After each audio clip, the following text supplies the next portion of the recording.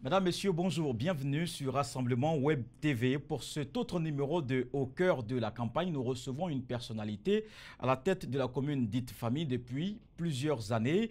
Pauline Claude Danho est notre invité. Monsieur le ministre, bonjour. Bonjour. Merci d'avoir accepté notre invitation. Pour ces élections locales, notamment dans la commune d'Atekoubé, vous rempilez, vous êtes candidat à votre propre succession. Pourquoi ? D'abord, parce que c'est un sacerdoce d'être au service de nos communautés.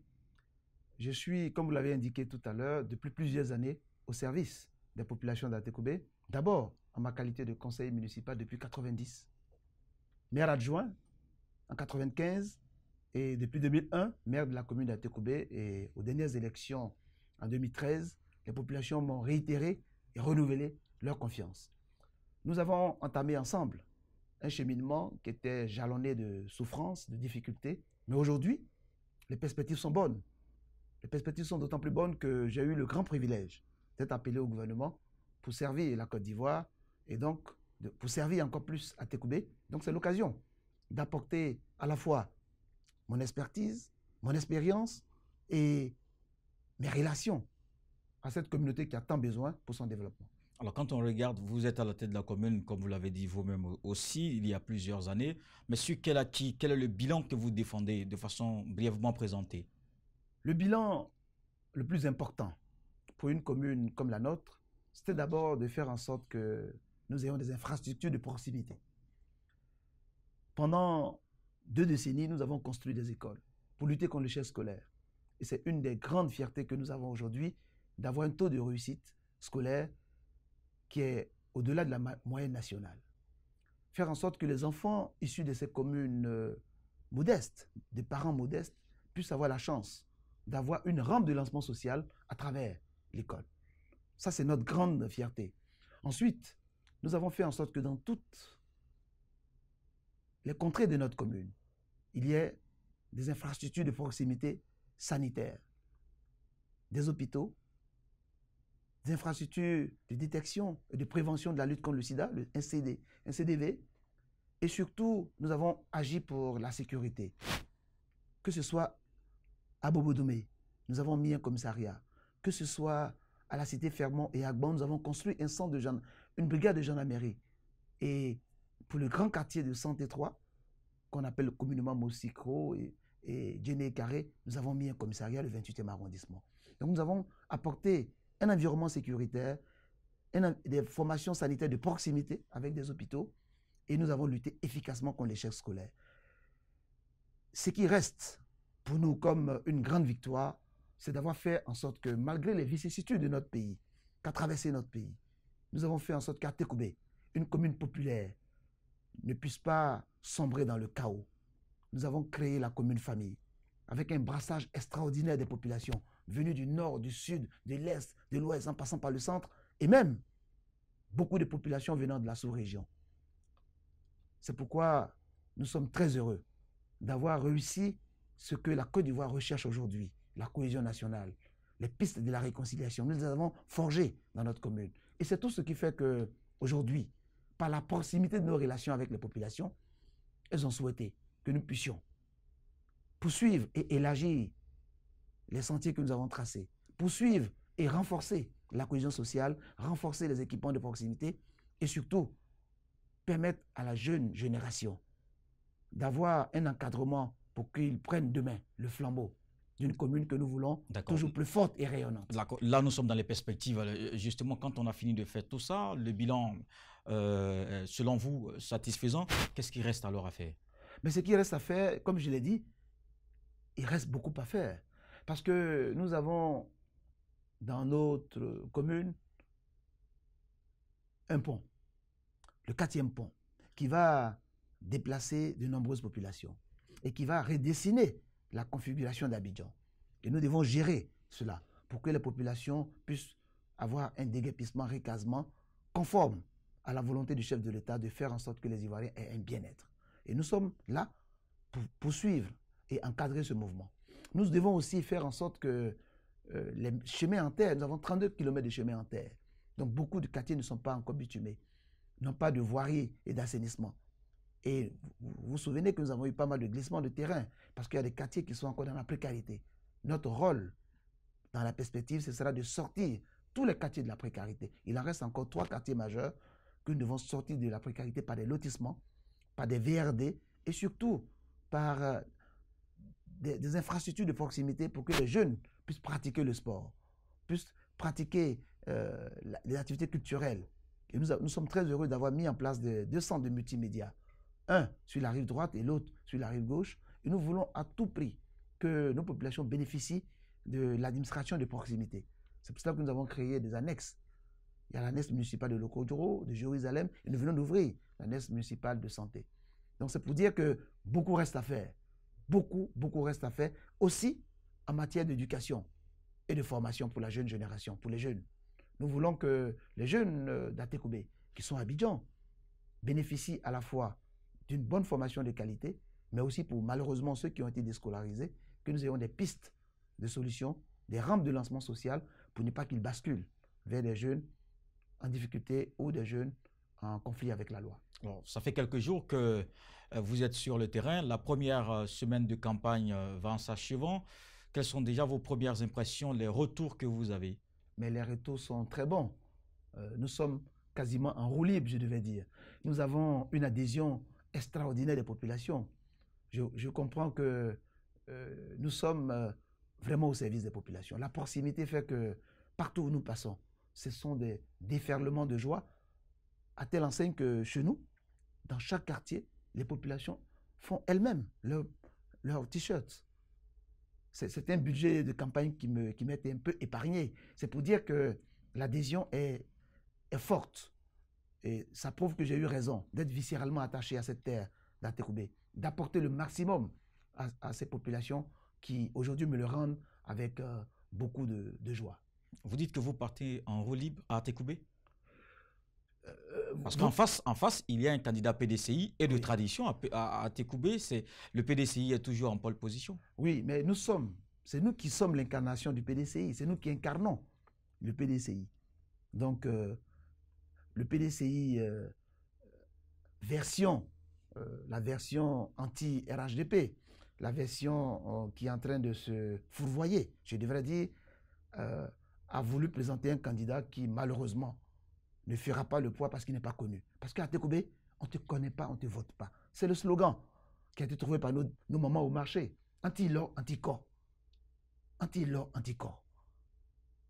C'est ça, c'est que chez nous, on ne te connaît pas, on ne te vote pas. Tu n'étais pas avec nous hier, quand nous étions aux côtés de nos populations dans les funérailles. Tu n'étais pas avec nous hier, quand nous étions à côté de nos populations dans les baptêmes, dans les moments de joie et les moments de peine. Tu n'étais pas là quand les enfants avaient besoin d'avoir des moyens, une orientation scolaire. Tu n'étais pas là quand les populations avaient besoin de cohésion sociale. Donc on ne te connaît pas, on ne te votera pas. D'abord, c'est cela. Et ensuite, nous avons la conviction qu'aujourd'hui, il faut rassembler les Ivoiriens. Il faut rassembler les populations. Et puis ouvrir des perspectives en dehors des postures politiciennes. Malheureusement, certains ont voulu avoir cette posture politicienne. Nous allons avoir la pesée démocratique le 13 octobre au soir. Vous verrez. Il y a des localités où, effectivement, il y a peut-être des candidats PDCI, il y a eu des tentatives de candidats PDCI et RHDP, mais au final, on est arrivé à une candidature, par exemple, RHDP. Mais pourquoi ça n'a pas été le cas à Atekoubé?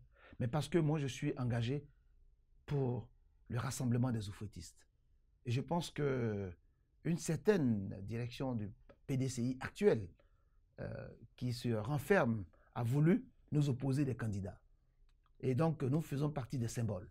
Et cette symbolique-là va être mesurée et pesée et valorisée et évaluée le 13 octobre au soir. Et nous verrons. Nous verrons si la posture de certains dirigeants du PDCI qui ont un instinct grégaire et même souvent ethniciste, si cette posture va prospérer. De qui parlez-vous? Qui sont ces dirigeants qui ont ces postures? Non, mais je pense que vous êtes journaliste et vous avez une claire vision. Mais les téléspectateurs ne sont pas journalistes. Non, mais je veux dire que les Ivoiriens apprécient aujourd'hui que nous sommes dans une situation conflictuelle dans le PDCI. Il y a ceux qui ont décidé de respecter leurs engagements, qui sont dans une démarche unitaire comme nous. La démarche unitaire voulue par le président Henri Konan Bédié et le président Alassane Ouattara, qui malheureusement aujourd'hui bat de l'aile. Bat de l'aile parce que des postures qui sont prises ne correspondent pas à la volonté des Ivoiriens d'aller vers la réconciliation, la paix, l'apaisement et vers le développement. Et nous avons choisi cette option-là. Et ceux qui n'ont pas choisi cette option vont nous affronter et l'occasion est donnée. Les Ivoiriens se prononceront le 13 octobre au soir. Nous verrons si la base choisit le RHDP tel qu'il est constitué, tel qu'il a été présenté et lancé, tel qu'il a été mis en route, tel qu'il travaille aujourd'hui pour la Côte d'Ivoire, parce qu'il a rapporté à la Côte d'Ivoire la paix, parce qu'il a rapporté à la Côte d'Ivoire des infrastructures, parce qu'il a rapporté à la Côte d'Ivoire son retour dans le Conseil des Nations. C'est cela qui se pose comme problématique. Et en face, il y a ceux qui veulent refaire une nouvelle composition politicienne. Et donc, nous allons aux élections et les Ivoiriens vont se prononcer le 13 octobre soir. Et nous verrons la nouvelle cartographie politique de notre pays. Nous verrons si nous sommes en difficulté parce que les Ivoiriens nous ont rejetés ou bien si les Ivoiriens nous ont apporté leur onction. À partir de ce moment, nous nous mettrons résolument au travail pour que la réconciliation soit faite, la cohésion sociale soit vécue et surtout, ce qu'attendent les jeunes générations, c'est les emplois. Ils attendent une Côte d'Ivoire apaisée, une Côte d'Ivoire qui se construit, une Côte d'Ivoire qui est ouverte sur le monde, une Côte d'Ivoire qui est respectée et qui attire des investisseurs. Aujourd'hui, l'heure est à la clarification. Et la meilleure clarification, c'est la pesée démocratique. C'est la parole qu'on donne au peuple. C'est pour cela que même pour le PDCI, nous aurions souhaité que l'engagement du PDCI dans le RHDP ou en dehors du RHDP se fasse à un congrès. Que les militants se prononcent sur la ligne politique et non pas par des combinaisons de salons. Non, donc quelle combinaison? Parce que là, c'est le bureau politique et le bureau politique est plus ou moins l'émanation de cette base dont vous parlez. Non, c'est pas comme ça. Le bureau politique n'est pas l'émanation de la base totalement. Parce que beaucoup de personnes sont nommées à longueur de journée ou de journaux dans le PDC, au bureau politique. Donc le bureau politique... Il n'a pas de légitimité? Si, le bureau politique a une légitimité au sorti du congrès et il doit se prononcer sur les résolutions du congrès et faire avancer le parti par rapport aux résolutions du congrès. Voilà la mission d'un bureau politique. Analyser la situation et faire évoluer le parti par rapport à ses résolutions depuis son dernier congrès et en 2 congrès se prononcer sur la vie du parti. Voilà. Et là, vous parlez d'un congrès. Là, le congrès statutaire est là. C'est-à-dire que le PDCI, tous les 5 ans, tient un congrès statutaire. Aujourd'hui, nous sommes à quelques semaines de la fin du mandat de tous les élus qui ont été portés au dernier congrès. Donc aujourd'hui, en 2018, nous devons avoir un congrès en octobre.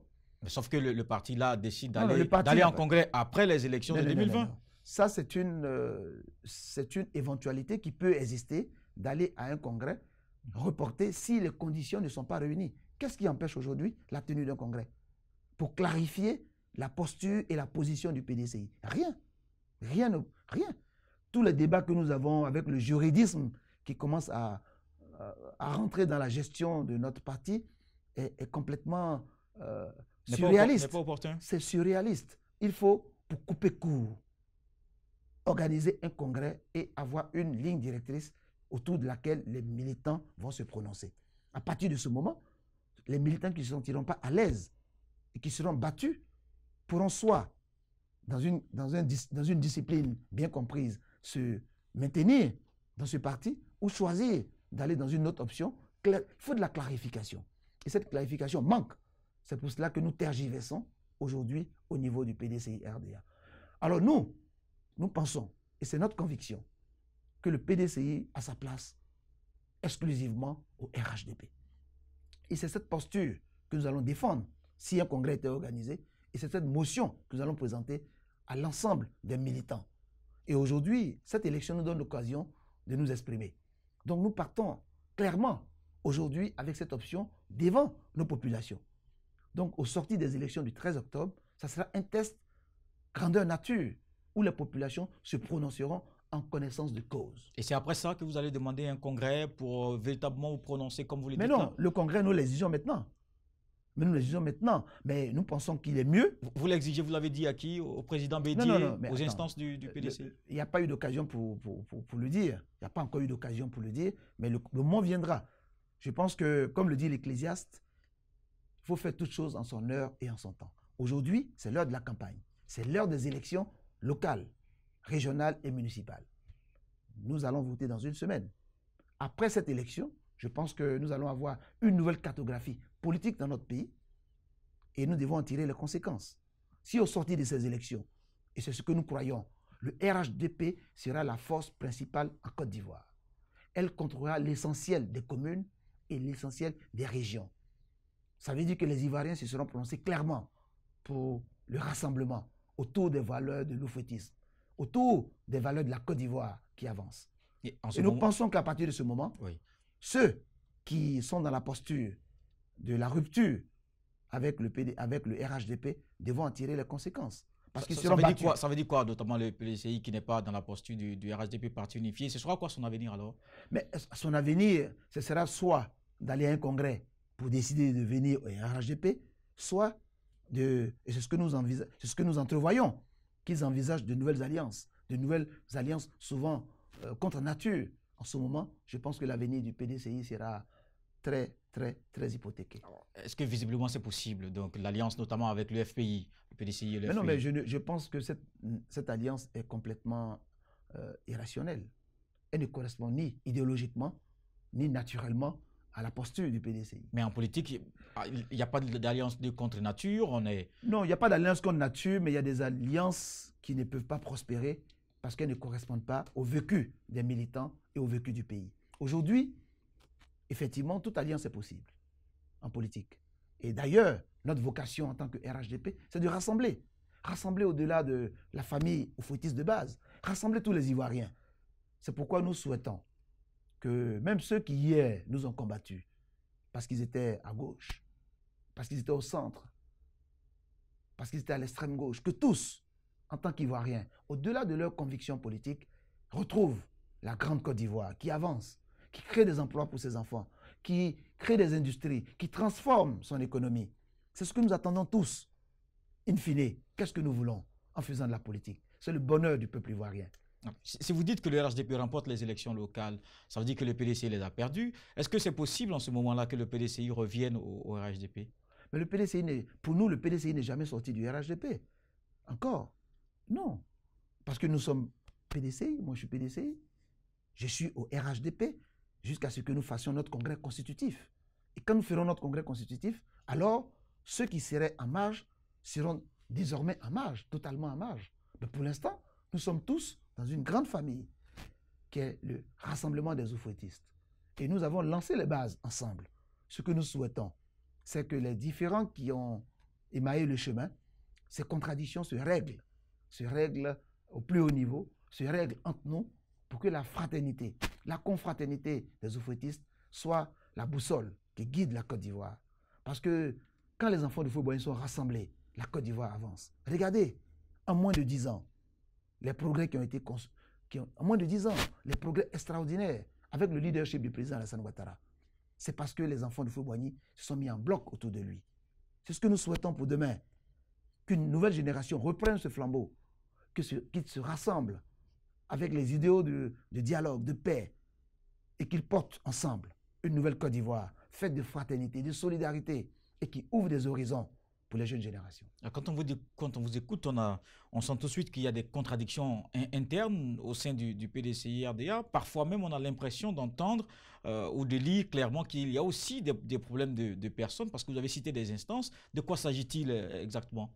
Non, les problèmes de personnes ne peuvent pas prospérer en politique.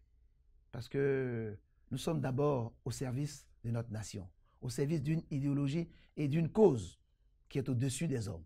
Parce que les hommes passent, mais la Côte d'Ivoire restera. Donc la Côte d'Ivoire a besoin d'être forgée et portée par des idées. Si aujourd'hui, nous parlons de l'oufouettisme, le président Houphouët-Boigny, de très regrettée mémoire, nous a quittés. Mais son œuvre est là. Il a laissé des traces profondes dans le cœur des Ivoiriens et que nous voyons tous les jours. Dans nos esprits, il a forgé une Côte d'Ivoire de fraternité, une Côte d'Ivoire de cohésion, une Côte d'Ivoire de progrès. Et c'est ça que nous devons faire. C'est pour cela que nous lançons un appel à tous ceux qui estiment, parce qu'ils ont été frustrés, parce qu'ils ont connu des contradictions ici et là, à titre personnel, qu'il dépasse tout cela pour se rassembler. Parce que nous sommes avant tout des enfants de Fauboigny. Et nous avons le devoir, tous, de faire en sorte que la Côte d'Ivoire ne retourne pas dans des postures politiciennes de conflits, de situations conflictuelles inextricables. Nous avons besoin de paix. Nous avons besoin de nous rassembler. Nous avons besoin de penser aux jeunes générations. Nous avons besoin de transformer notre économie, de créer de la richesse pour mieux la partager. C'est ça, la Côte d'Ivoire, voulue aujourd'hui par le président Alassane Ouattara. Et c'est sur cette base que nous travaillons sous le leadership et le contrôle du Premier ministre Amadou Gon Coulibaly. Justement, parce que vous êtes dans l'équipe gouvernementale, vous êtes ministre des Sports, et parce qu'on ne peut pas aussi vous avoir peut-être pour parler de la campagne, mais sans évoquer cette autre casquette qui est nouvelle. Ouais. D'abord, comment vous vous sentez dans ce nouveau costume de ministre des Sports? Mais je me sens très bien. Je remercie le Premier ministre Amadou Gon Coulibaly de m'avoir proposé au président de la République, le président Alassane Ouattara, pour occuper cette fonction où je sens que je peux apporter beaucoup à mon pays. Figurez-vous que je dois faire en sorte, et ça ce sont les hautes instructions que j'ai reçues, faire en sorte que l'administration du sport soit plus dynamique, qu'elle soit dans la proximité, dans nos régions, dans nos villes, qu'elle soit visible, qu'elle participe au bien-être des Ivoiriens. Je dois faire en sorte que les infrastructures sportives soient réhabilitées. Et je dois faire en sorte que les infrastructures en vue de la CAN 2021 en Côte d'Ivoire, la CAN 2021 en Côte d'Ivoire, soient terminées en 2020. Nous devons faire en sorte que notre pays, qui est un pays qui a une grande vocation d'ouverture, d'hospitalité et d'accueil de grands événements, vous vous rappelez la francophonie, les Jeux de la francophonie, nous devons faire en sorte que la Côte d'Ivoire, qui est de retour dans le Conseil des Nations, accueille la jeunesse africaine ici avec les bonnes infrastructures et que ces infrastructures, après, puissent être rentabilisées par l'économie du sport. Nous devons faire en sorte que le sport, qui est une belle économie dans le monde, crée des emplois en Côte d'Ivoire, crée des emplois pour les jeunes générations, que nous professionnalisons de la même manière que nous avons professionnalisé l'électricité, les métiers de l'électricité, les métiers de la bouche, les métiers de l'horlogerie. Nous devons faire en sorte que les métiers du sport soient valorisés. C'est ce que dit la loi des sports, la dernière loi des sports. C'est ce que fait, c'est ce que envisage la loi des sports. Mais qui n'est pas encore mise en œuvre. Est-ce qu'avec vous, les choses vont changer? La loi du sport existe pour donner un cadre légal, sortir toutes les activités sportives de l'informel. Et je voulais terminer sur un des volets de notre mission, c'est de faire en sorte que le sport aide à la réconciliation nationale. Parce que le sport est le lieu de toutes les passions, mais c'est aussi le lieu du rassemblement des Ivoiriens. Quand il y a une compétition, quand il y a une médaille, vous voyez que les Ivoiriens se retrouvent. Ils oublient d'où ils viennent. Ils oublient leur religion. Leur seule religion, c'est la Côte d'Ivoire. Et nous devons faire en sorte que ce sursaut national renaisse dans le cœur des Ivoiriens. Et enfin, le sport doit agir comme l'a voulu le président de la République pour le bien-être des Ivoiriens. Parce qu'on ne peut pas aller à l'émergence, avoir autant d'infrastructures mises en œuvre par le gouvernement, des centres de santé et tout, et avoir des Ivoiriens malades. Malades parce qu'ils ne pratiquent pas suffisamment de sport. Vous allez amplifier le sport de masse? Nous devons faire en sorte que le sport de masse, le sport pour tous, soit une réalité. Pour lutter contre les maladies métaboliques. Tous les jours, vous entendez ici et là que nous avons quelqu'un qui a le diabète ou qui a fait un AVC. Mais c'est l'oisiveté et souvent la sédentarité qui crée tout cela. Donc nous devons, en tant que ministre des Sports, vulgariser la pratique sportive.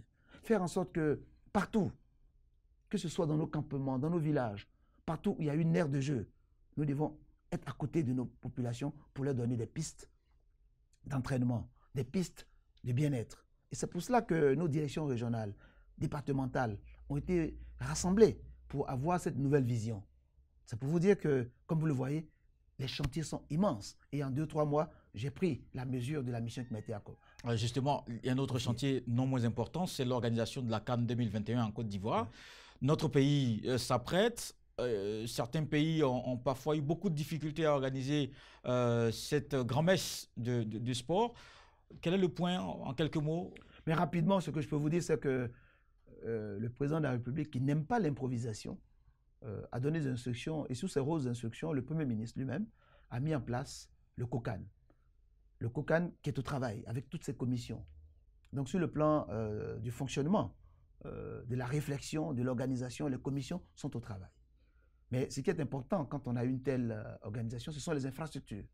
Et donc, toutes les infrastructures démarrent en ce qui concerne les stades, les infrastructures hôtelières, les infrastructures de stades d'entraînement. Et tout cela est en cours. Le stade de Bimpe est bien avancé.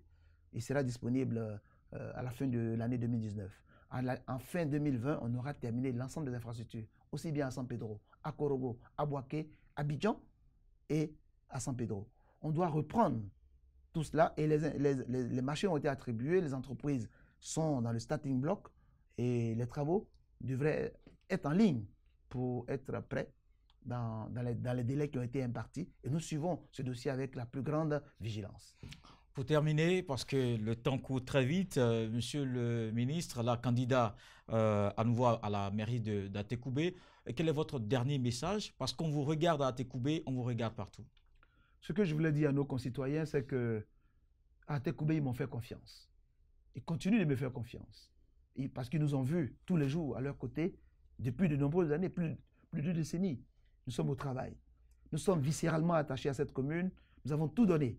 Et aujourd'hui, grâce à eux, grâce au travail de cohésion que nous avons fait, grâce à la pratique de la gestion de la collectivité, nous sommes au gouvernement. C'est encore une autre paire de manches, une autre opportunité pour mieux servir la commune en faisant des plaidoyers pertinents. Nous sommes au cœur donc des réalités du pouvoir pour être au service de nos concitoyens, de l'ensemble de nos concitoyens. Donc nous les attendons le 13 octobre. Le 13 octobre, ce n'est pas gagné, déjà. Parce que beaucoup se disent que bon, mais c'est fini, c'est plié, on a gagné. Il faut aller voter. Il faut aller voter pour envoyer un message fort au gouvernement et au président de la République. Pour dire qu'ils ont eu raison de choisir votre maire pour être ministre des Sports, comme j'ai parlé tout à l'heure. Il faut sortir pour que le taux de participation soit un indicateur fort de l'adhésion des Ivoiriens. Parce que nous sommes à mi-mandat. Le président de la République est à mi-mandat. Il a investi des candidats. À partir de ces résultats, nous lui donnerons encore un quitus plus fort pour aller plus vite, pour que la Côte d'Ivoire soit à l'orée de 2020, à la porte de l'émergence. C'est pourquoi nous appelons tous le 13 octobre. C'est un samedi. Ce n'est pas un dimanche pour avoir des occupations, aller à l'église, aller au 7e jour. Non, c'est un samedi matin. Dégagez pour nous. Sortons tous et envahissons les bureaux de vote et donnez-moi plus que 65% que j'ai eu en 2013. Parce que c'est un indicateur qui montrera notre attachement à ma modeste personne, à l'équipe que j'accompagne. Parce qu'aujourd'hui, je suis le candidat du RDR. Je suis le candidat de l'UDPCI, du PIT, du MFA. Et je suis l'incarnation du PDCI. Vous le savez bien, à Atekoubé.